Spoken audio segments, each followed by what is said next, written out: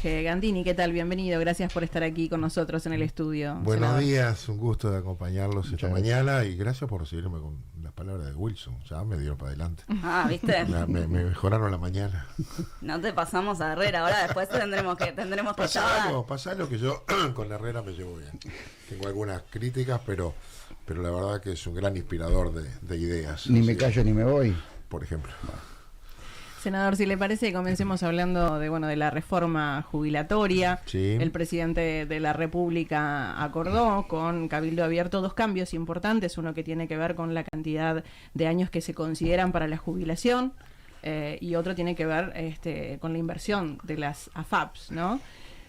Y quizás la pregunta sería si el presidente cedió demasiado al aceptar estas modificaciones y abrir la puerta, ¿no?, a que otro socio de la coalición, como el Partido Colorado, también quiera imponer algunos cambios o presentar algunos cambios. A ver, primero para precisar, de esas 2 modificaciones, una tiene que ver con la reforma jubilatoria, la otra no. Lo de las AFAP no tiene que ver con el sistema jubilatorio. Ya existe. Tiene que ver con cómo invierte y sobre todo obtiene retorno o rentabilidad del ahorro de quienes en ellas depositan. O sea, eso no es la reforma en sí misma, pero es una de los dos cambios a la ley. Y ahora vienen algunos que propone el Partido Colorado, que dijo, ¿cómo? Me dejaron afuera, nosotros nos portamos bien, fuimos institucionales, los cambios los hicimos hablando adentro, y ahora resulta que se podían cambiar. Entonces propone cosas. Y yo creo que hay que mirar tomando un poquito de distancia. Al final esto no deja de ser una anécdota en lo cotidiano. Cuando uno va a mirar la gestión del gobierno con distancia, un poco en el tiempo, lo que ve es que este gobierno se va a ver animado a tocar uno de los elefantes blancos, de los sagrados que no se pueden tocar, porque tiene sus costos meterse con la reforma a la seguridad social. Hicimos la del 96 con un lío espectacular, con todos los cambios que le pusimos al sistema mixto. Pasaron 15 años de gobierno del Frente Amplio y no la tocaron. No la tocaron. Nada, algunos chiporroteos para quedar bien con la barra, pero no tocaron el sistema. Hubo algunas cajas que se modificaron, ¿no? Algunas cuestiones. El sistema mixto de ahorro, de AFAP y de sistema solidario, por un lado, y de sistema de ahorro, que es la base del cambio del 96, no se tocaron. Ahora vamos por este sistema que estamos seguros, mirado en perspectiva, va a ser una reforma que va abordando un escenario muy cambiante, que nadie puede establecer mucho qué va a pasar. Lo que sabemos, las Naciones Unidas dice que Uruguay en el 2100 vamos a hacer 2,5 millones, no 3,5 millones. El mundo crece, India está por pasar a China y Uruguay cada vez menos. Dice también que en el 75 vamos a hacer 3 millones. O sea, cuando se empiecen a jubilar los que arrancan a laburar ahora, vamos a hacer 500 000 de personas menos y por lo tanto hay una cantidad importante menos de trabajadores. Pero además estamos inmersos en una cantidad de modificaciones del mundo de trabajo que nadie puede analizar y que van rapidísimo, ¿verdad? Es decir, un día entras al súper y te dicen caja automática y marcharon 3 cajeros. Otro día agarrás el auto y vas a pasar por el peaje y no hay más nadie en las cabinas. Si no hubiera cabinas era lo mismo. Quedaron porque estaban, necesitas una barrerita. Y así vas viendo cómo la tecnología va modificando los puestos de trabajo, porque también tenemos miles de puestos de trabajo nuevos para los que no tenemos ni siquiera personas capacitadas, que tienen que ver con las nuevas tecnologías. Ese mundo no sabemos cómo va a evolucionar, pero nos vamos a meter en él. Hay una reforma que enfrenta desfasaje entre el ingreso de los activos y el egreso de los que están dentro del sistema. Hay un montón de falacias de las que se hablan, que quedan fenómenos para pintar en un muro o para decir si nadie te las discute, pero que son incompletas. Nosotros le ponemos hoy al sistema unos 3.000 millones de dólares por año, ¿verdad? Es decir, el BPS se financia con 7 puntos de IVA directos. O sea, si no tuviéramos que financiar el déficit del BPS, nosotros pagaríamos un IVA de 15%. Por lo tanto, todos los uruguayos, cuando compran la cosa más sencilla o la más cara y pagan IVA, 7 puntos del IVA que pagaron va al BPS. No se dan cuenta, pero va para ahí. Y después dice la ley que Economía pone todos los años todo lo que falte. Y faltan más o menos 600 millones de dólares por año. Y eso son como 2.000 y pico millones de dólares la suma. Pero además, ¿cuánto se lleva la caja militar en ese déficit? Pero además te sumo caja militar y caja policial. Y ahí te sumo 3.000 millones de dólares. ¿De dónde creen que sale ese dinero? Del bolsillo de los laburantes. Cuando sale Frente Amplio y dice, es una reforma que reposa solo en los trabajadores. ¿Y hoy dónde reposa el sistema? Y reposan los trabajadores. Porque con su aporte personal y patronal se paga una parte y la otra parte se paga con el bolsillo de los trabajadores que derivan impuestos como el IVA, el IRPF o el IAS, o sea, el IVA que es lo que gastan, un impuesto sobre lo que se consume, más el IRPF y el IAS que tiene que ver con los ingresos, que va directo a financiar el sistema. Por lo tanto, tenemos que meternos con el sistema, porque el sistema cada vez necesita más de esos, tiene que sumar más dinero. Y nos metemos con el sistema. ¿Que tenemos lío? Tenemos. ¿Que estamos conviviendo con los perfiles de 5 partidos políticos que están en la coalición de gobierno? Es verdad, pero también es verdad que esta coalición está hecha para durar y los perfiles tienen que existir porque el año que viene estamos compitiendo entre nosotros para ver cómo es el clasificatorio de octubre y quién pasa a la final con uno del frente. A eso íbamos a ir. ¿Qué te parece? Tú nombraste 2 cosas que yo quería retomar. Una, llamaste a estos chisporroteos en la coalición como anécdotas. ¿Ah? Es que al final, cuando vos mires esto de lejos, es una anécdota. Bueno, la duda es la siguiente. ¿Se puede considerar anécdotas las transformaciones que planteó Cabildo Abierto y que, según los cálculos que trascendieron, son más de 300 millones de dólares al año? Son menos. La del Partido Colorado, que ayer trascendió que son más de 100. Yo creo que ni son 300 ni son 100. Pero ponele, te lo doy por bueno. No son más 400 millones, son menos ingresos 400 millones. Sí, correcto. O sea, el menos sistema, ahorro, digamos, ¿no? Bueno, ahí está. El sistema está previsto para que haya que poner menos y ahora va a haber que poner un poquito más o vamos a tener que, digamos, renunciar a un componente diferente porque pensábamos en que iba a ser mejor. Pero eso no la transforma en tanto, como decía el presidente, la leche en el agua. Bueno, estará descremada, pero sigue siendo reforma. ¿No se diluye demasiado? Bueno, si se diluyera demasiado, ganó el Frente Amplio. Y el Frente Amplio sigue estando en contra. Si esto no pasara nada, el Frente Amplio capaz que la votaba o no la criticaba.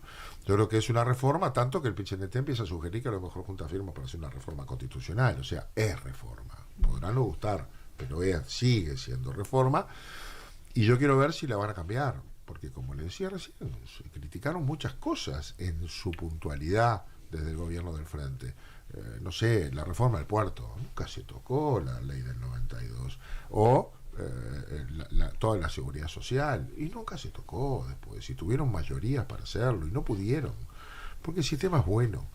Yo creo que esto, cuando lo miremos en perspectiva, vamos a acordarnos de todas las diferencias, veremos con el tiempo si las reformas al final no fueron mejores. Yo tengo la percepción de que el gobierno nos mandó un proyecto de presupuesto quinquenal y en el Parlamento lo mejoramos. Hicimos cambios y lo mejoramos. Nos mandó una LUC que le sacamos tema, no lo quisimos tratar.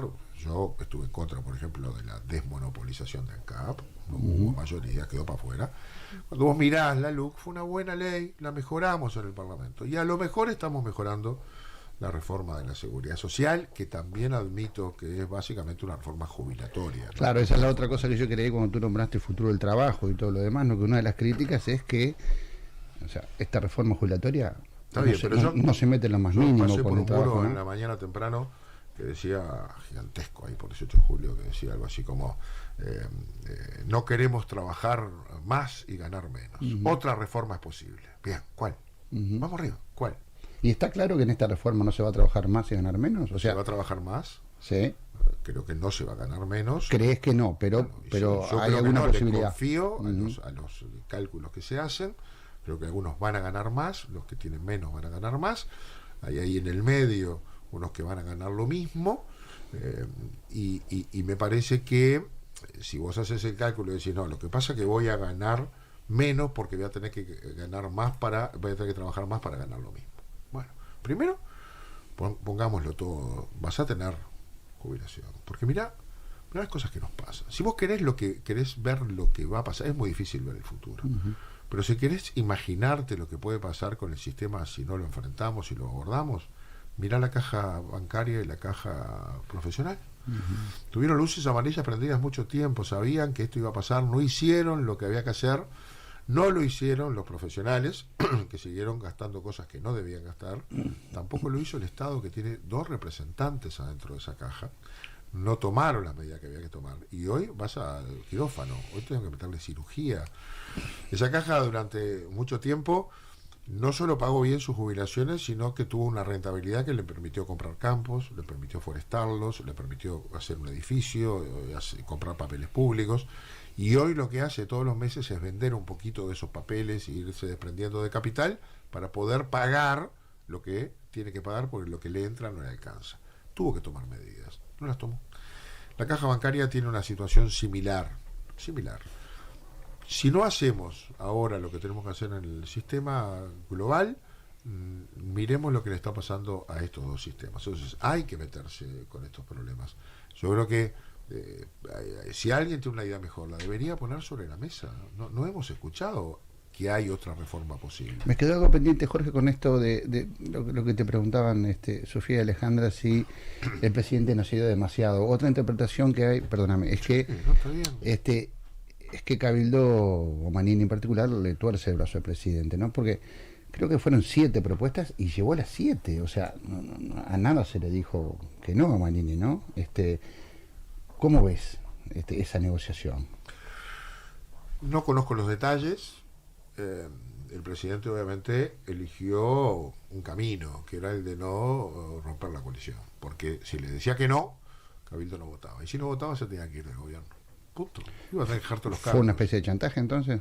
No, fue una diferencia importante. En cualquier caso sale fortalecido Cabildo. Y bueno, eso lo sabremos cuando voten. Pero en lo inmediato, digo, la imagen que queda, ¿no? Es que era quien condicionaba. La imagen que yo tengo es que Cabildo en algún momento no se sumó a darle respaldo al gobierno. Y todo lo que erosiona el gobierno favorece al Frente Amplio. O sea, el mundo es bipolar para nosotros ahora. Estás de un lado o estás del otro.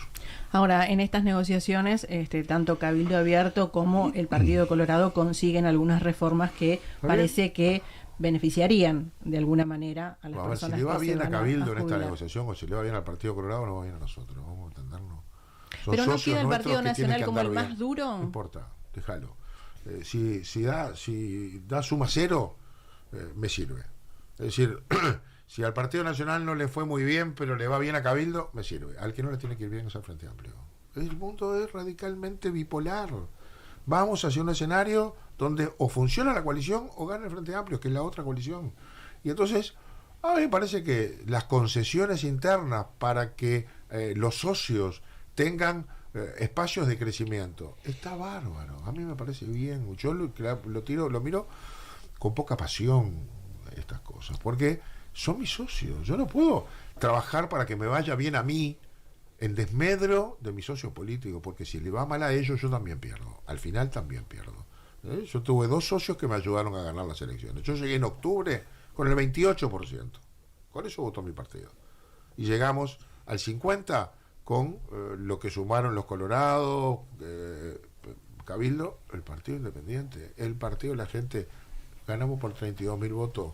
Necesito a todos en la cancha contentos, laburando como soldados de una causa. Si alguien me queda desanimado o desperfilado, pierdo. Y lo tengo al Frente Amplio del otro lado, con inteligencia, trabajando para sumar de los míos. Lo tengo ahí a Orsi, la patriada. ¿Y qué es? Y es chupar gente nuestra. Vamos, en esta radio lo podemos hablar, ¿no? Todo se puede hablar. O lo tengo a ese misterio nuevo como es de Richard Reed.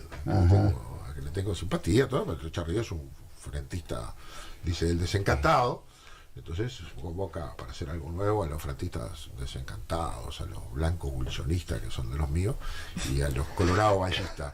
Y es como que vos le saques, es muy inteligente, es como que vos le saques un gajo verde a una planta, lo plantas afuera, lo vas regando, y cuando lo tenés bien grandecito, vas y lo pones en la misma maceta. Claro, no me jodas, están haciendo un laburo para crecer. Bueno, cada uno haga el suyo.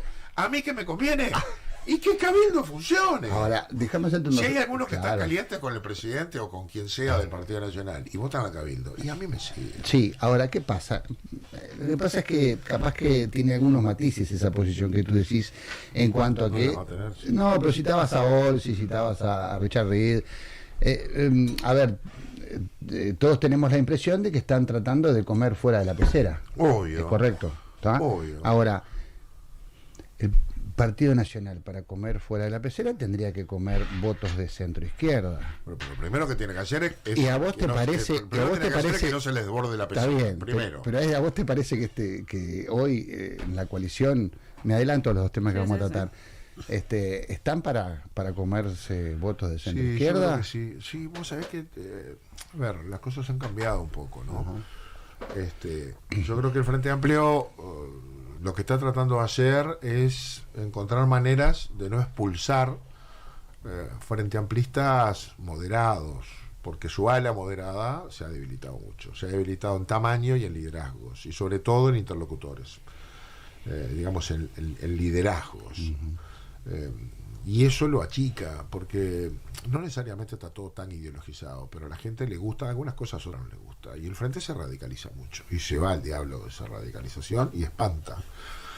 Yo creo que ahí la coalición puede tener expectativas de que haya muchísima gente que puede simpatizar con el Frente Amplio, puede no ser blanca, no ser colorada, pero quiere un país tranquilo, donde los cambios se vayan haciendo al ritmo de nuestro país, y haya estabilidad, y haya tranquilidad, y haya seguridad. Y el país en ese sentido va avanzando bien. Y nosotros tenemos ahí posibilidades de poner blanco y negro cuando llegue la elección, y veremos quiénes son los candidatos. El Frente tiene candidatos que son buenos para el balotaje y otros que son buenos para la interna. Veremos cuáles son los que ganan.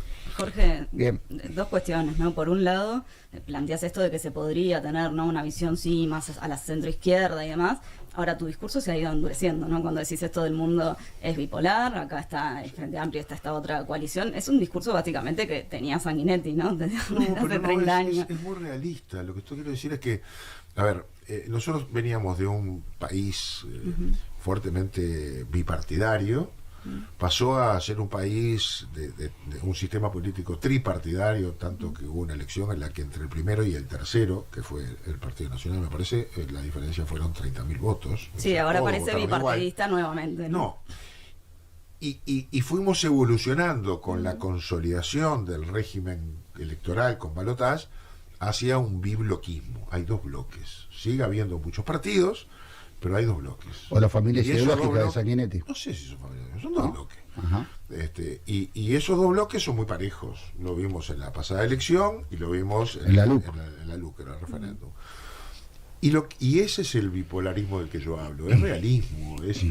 Si de los 36.000 votos por los que ganamos hay 17.000, la mitad, que cambian de polo, ya empataste. O sea, es mucho más ajustado de lo que parece. Por lo tanto, todos tienen que tratar de mantener lo que tienen y tratar de arrimar, aunque sea uno, porque se gana por uno. Y todos estamos en ese laburo.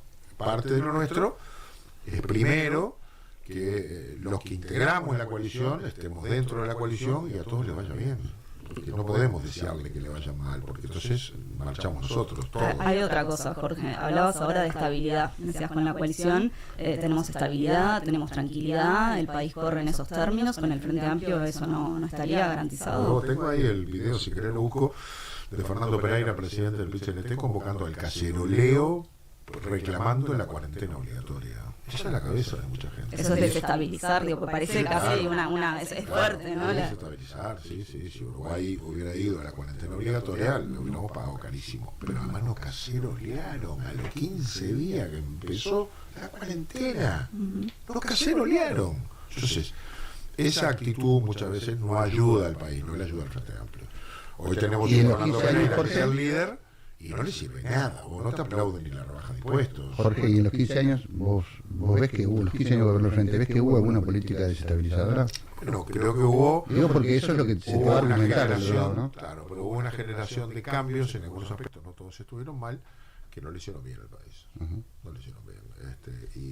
Y por eso la gente cerró un periodo. Le fue muy bien, con un viento de cola económico, la economía y el bolsillo siempre es muy importante, pero creo que ahí hubo, y tenía el Frente Amplio liderazgos fuertes, ¿no? El de Vázquez y el de Mujica, que ya no los tiene, y es un punto de equilibrio muy importante en esa mesa, en ese trípode, que era Astori, que tampoco está. Déjame pararme en esto que acabas de decir, que el bolsillo es muy importante. Estabas analizando el periodo de 15 años del Frente Amplio.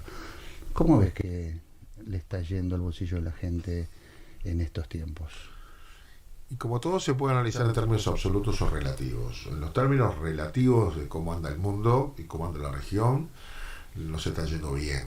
Mirá los gobiernos de izquierda de la región y estamos bastante mejor. Ahí se le cayó la estantería a Chile con un gobierno de izquierda, la Argentina es una calamidad.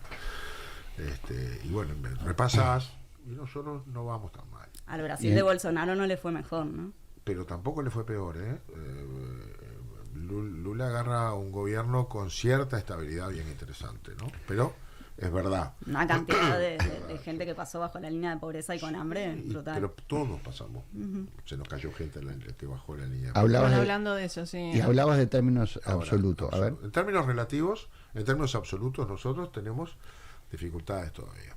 Creo que el gobierno ha desarrollado bien una política de respuestas a los sectores más vulnerables, una pobreza que obviamente creció, una cantidad de gente que había subido la línea pero estaba agarrada con alfileres al borde de la estantería, se movió la estantería y cayeron, y una serie de políticas públicas dirigidas a mejorar las condiciones de esa gente. Nos está faltando, digamos, generar respuestas a la clase media baja, por decirlo de alguna manera, es decir, aquellos que tienen voluntad de trabajo, cultura de trabajo, que la reman, que no tienen la garrafa a mitad de precio, ni el descuento de UTE. El descuento de UTE del 80%, ni asignaciones familiares triple, ni ningún beneficio, pero que labura él, labura ella, tienen 2 pibes, pagan 15.000 de alquiler, más los gastos de la casa, visten a los gurises, los mandan a estudiar y le quedan para comer 500 pesos por día, ¿no? Entonces, ahí tenemos un problema. Yo creo que ahí es donde en un país caro como el nuestro, con una canasta básica cara, los salarios no están alcanzando. Después, creo que las otras cosas van en línea. Ahora, tú mencionabas allí la franja media, sabemos que bajó, por ejemplo, aumentó allí la pobreza, sobre todo de 0 a 6 años, aumentó la desigualdad. ¿Cómo se explica entonces que el país haya tenido un crecimiento económico de 4.9%? O con ese crecimiento, ¿cómo se explica que haya desigualdad? Sería, ¿no? Porque ha derramado por políticas públicas en transferencias a los sectores más vulnerables. Pero no hemos logrado todavía, siempre cuesta más, que esos sectores medios bajos, reciban un resultado. Y ahí tenemos que trabajar. Porque lo preocupante, a mi juicio, es el índice de Gini. Es decir, que aumentó. Hemos logrado sacar gente que eso nos había caído en la pobreza, lo fuimos rescatando, aunque nos quedan muchos, y sobre todo nos quedan muchos niños. Hemos logrado que la economía crezca, pero si aún así aumentó la injusticia, o aumentó la desigualdad, quiere decir que los que crecieron más se despegaron de esos del medio. Y entonces ahí es donde nosotros tenemos que focalizar y un problema. Y eso tiene una base de justicia social, que me parece tiene que ser siempre un compromiso, pero también electoral, que es lo que hablábamos recién, que es el bolsillo. ¿Se puede compensar a esos sectores sin descompensar a los mayagros? Los mayagros siempre existieron y tienen que derramar, tienen que generar. ¿Pero vos crees en la teoría del derrame? ¿Crees? Que conozco porque la veo, agarrado, salí para el interior. Y fíjate, cuando anda bien la agricultura, fíjate cómo anda el pueblo. Pero estos números la desigualdad te la desmienten. O sea, la economía creció 4.9 y el índice de Gini creció de 0, al mismo tiempo creció de 0,386 a 0,389. Sí. O sea, crece la desigualdad aún con un 5% de crecimiento de PBI. Sí. Eso no es derrame. No, y entonces, ¿cuál es la alternativa? Porque yo ya pasé 15 años de gobierno del Frente Amplio y fue allí donde hubo mayor apoyo a los sectores que concentraron mayor riqueza. Sí, también la desigualdad se achicó. Sí, pero no tuvieron la pandemia que acabamos de tener. Ojo, nosotros venimos de un efecto, una bomba atómica que nos cayó a nosotros y a la economía en el mundo, porque si fuera un tema uruguayo, pero cayó en general. Pero Ahora sin veníamos embargo en ciertos sectores crecieron de todas maneras. Sí, y son esos sectores que no pararon la economía. Son esos sectores vinculados a la producción primaria del Se país, vieron a la producción beneficiados, agropecuaria, inclusive. que no tuvieron que parar las máquinas y Claro. producen alimentos que el mundo siguió comprando y a precios más altos. Y obviamente esos sectores le fue bien. Además tuvimos un empuje climático, fue todo muy bien. Buenos precios, buenas cosechas, pero los pueblos de alrededor generaron trabajo, ¿eh? y generaron recursos. Ahora tenemos que ver cómo eso derrama más, sin afectar, porque vos decís, no, pero hicieron plata, andá y meterles un impuesto. ¿Y la sequía? Pero me estaba diciendo el senador Da Silva, que conoce bastante del tema agropecuario, con la caída de la zafra de la soja, ¿cuántos camioneros están cerrando, están marchando, están entregando sus camiones? Porque hay decenas de miles de viajes de camión menos, y eso no son los ricos. Pero atrás del camionero también hay talleres, hay los que venden neumáticos y obviamente hay consumo de combustible, y está el almacén y el súper y el parador. ¿Por qué? Y porque la cosecha fue un tercio y entonces eso termina afectando. Ahora cuando la cosecha es más grande, bueno, eso termina derramando laburo. Por eso hay que apoyar la generación de producción genuina nuestra, hay que generarle condiciones. Pero ahora tenemos un factor externo que otra vez nos pegó. Entonces, manejar la realidad siempre es complicado, ¿no? Los deseos son maravillosos. Se nos está muy entretenida, pasa que nos queda poco tiempo, queremos avanzar, teníamos, mirá. Jorge, Mirá así... todo el- Tiene Mirá hojas y hojas. Impresionante, libro. impresionante. La producción, el Exacto, elaborado, pila. full. Jorge, así como hablas, bueno, de que crees en la teoría del derrame, también hablabas de la necesidad de justicia social, de que te interesa, ¿no?, apoyar a estos sectores medios bajos.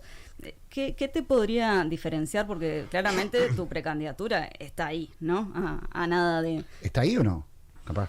O sea, esa es la pregunta, capaz. Nosotros tenemos una decisión tomada hace ya mucho tiempo y es que el partido tiene que tener opciones. Yo recién decía... Pero perdóname, hoy las tiene. Tiene Rafo, Bueno, tiene ahí está, Delgado. ahí está. Bárbaro. Yo te decía, mira, así como el mundo es bipolar, el partido también. Lo que tenemos ahora es un partido que tiene un polo con dos candidaturas. ¿Tan bipolar Es un es el polo. Partido Un Nacional? polo siempre tuvo dos corrientes históricas. ¿Pero siempre. se diferencia tanto hoy? Sí, claro, bueno, yo creo que sí. Estás hablando del polo herrerista, Claro. que pues tiene sí. dos cabezas. Claro, tiene dos candidatos. Tiene una cabeza, que es el presidente de la República, a quien todos apoyamos, pero que viene de una extracción herrerista, notoria, Y lógica, de familiar. Y de ese grupo que lo llevó a la presidencia, que se llamó Todos para Adelante o Todos hacia Adelante, salió él como candidato. Ahora, de ahí el mismo grupo salen dos, uno más cercano a la torre ejecutiva y el otro más cercano al herrerismo ortodoxo, digamos, a la calle Herrera, digamos, a la 71, etcétera. Y nosotros no hemos podido, pero no es un problema del gobierno ni del herrerismo, es decir, nosotros, los que... A ver, te hago un razonamiento o un dato. Luis tuvo una excelente interna en la elección pasada. Ganó con holgura, bien, todo bárbaro. Hizo una excelente campaña. Pero logró el 52% del voto, de los votos blancos en la interna. El 48% votó a Sartori, a Larrañaga, o Antía. Aún ese Luis no logró sumar a todos. Hoy no tenemos a ninguno de esos tres. Algunos de extracción wilsonista, lo de Sartori es un misterio, pero estaba ahí, como que dice, formó parte de lo otro en el Partido Nacional. Esa otra parte no tiene expresión electoral.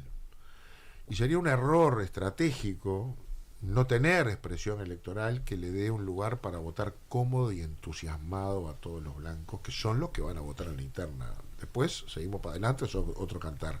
Pero la interna, que es de voto voluntario, convoca a la militancia, a los adherentes, a los arcanos. Y si las dos opciones son del mismo palo en la interna partidaria y la otra no está, a lo mejor perdemos alguna parte. Y viste que el kilo deja de ser kilo aunque le falten 100 gramos. Y el 100 gramos vale mucho. Nosotros creímos siempre que había que reagrupar ese otro espacio. Y teníamos ahí a los compañeros de Alianza Nacional, teníamos a los compañeros de Mejor País, etcétera. Teníamos varios intendentes. Los de Alianza Nacional ya los compañeros no están ahí. Bueno, ¿no? da la impresión que varios de estos sectores están conversando con el otro polo.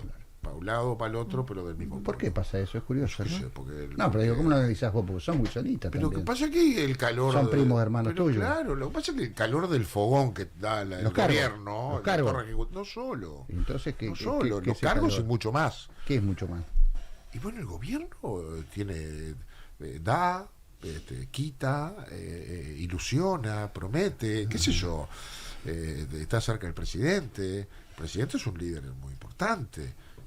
Entonces, todo eso genera... Preguntémosles a Astesiano, si no, Bueno, lo que ha generado, ¿no? también. Genera todo eso una atracción que ha ido llevando a que algunos compañeros prefieran elegir ahí. Y nosotros, en nuestra teoría, cada vez tenemos menos con quién hablar. Entonces lo que estamos viendo internamente es, arrancamos igual. Y lo que viene primando es esa idea de que una de las diferencias de los bolsonistas con los demás es que somos muy blancos, y los blancos tenemos que hacer lo que tenemos que hacer, no lo que conviene. Y hay algún compañero que decía, mira, si Wilson no hubiera calculado si le convenía o no le convenía venir en el vapor de la carrera, se hubiera quedado Y en allá. este caso, Sabía que iba Y preso. en este caso, ¿qué es lo que tienen que hacer? Desafiar todos los cálculos y generar una candidatura propia, con los que sean, y si no hay muchos más, contar soldados y hacerlo. Porque también perros lo y otro, marrones. no necesariamente, porque ¿sabes qué? También nosotros lo que vemos es que los dirigentes se mueven, pero el espacio electoral está. Y hay un sinnúmero de circunstancias que uno podría poner de ejemplo, en las que los preferidos o los que tienen aparentemente el poder pierden. Cuando la calle Herrera elige a Ramírez como su continuador, le gana Volonté. Los delfines. Le gana Volonté. Los delfines. No necesariamente, o sea, Jorge Valle, Sí, sí. en su quinto intento, ¿con quién largó? Solo. Pero la gente lo siguió y después vinieron los dirigentes porque conectó con la gente. O Larrañaga, cuando decidió largar su candidatura, tenía 2 diputados atrás, el aparato era herrerista y sacó el 35% de la elección nacional. Correcto. O sea, olvídate, no son ejemplos para No, decir, no, está bien. pero también es verdad que si uno conecta con la gente o con una porción de la gente, no necesariamente necesitan los dirigentes. Vamos a ver si nos animamos a recorrer ese camino, que es desafiante, pero termino. Sí.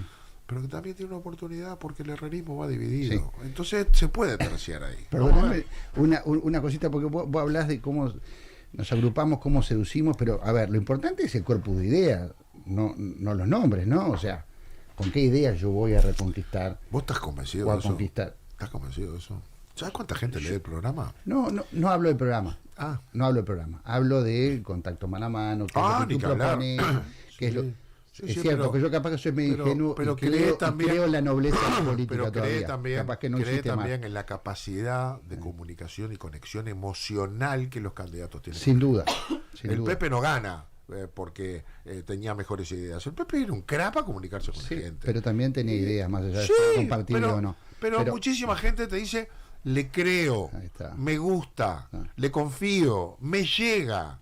Y le decís, decime, contame lo que dijo. No sé bien, pero la verdad que yo al tipo le creo. A ver, me siento representado. Exacto. Buah. No tenemos mucho Eso es tiempo. muy importante en la política. Te Está voy a bien preguntar tener por las ideas, ideas, sí. pero y las tenés que tener. Ahí Y está. son diferentes. Esa es la que quería ir. ¿Cuál es la diferencia? Porque si yo te escucho acá, digo, la única mirá, diferencia me que vas a tiene encontrar- Jorge con el presidente es que, bueno, no está siendo bien atendida la clase media baja. Ahora, No, ¿hay tengo otra más. diferencia de fondo? Pero ¿sabes qué pasa? Tengo más. Pero si a esta altura, Sintético. con todo lo que nos falta, yo vengo a hablar de las diferencias, no ayuda al Bien. gobierno. Se deja para el cuando año que viene. Ah, sí. Me vas a ver ahí. Está muy bien. Senador Jorge Gandini, muchísimas gracias por esta mañana aquí en Nada que Perder. Gracias a ustedes, un gustazo.